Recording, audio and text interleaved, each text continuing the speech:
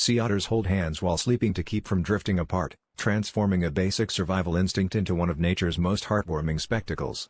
Imagine a group of otters, known as a raft, floating together in the ocean, each tiny paw interlinked with another, creating a living chain of cuddly resilience. This behavior not only ensures their safety from predators but also strengthens social bonds within their community. The sight of these furry marine mammals, peacefully dozing off as they gently bob on the waves, is a reminder of the simple yet profound ways animals adapt to their environments.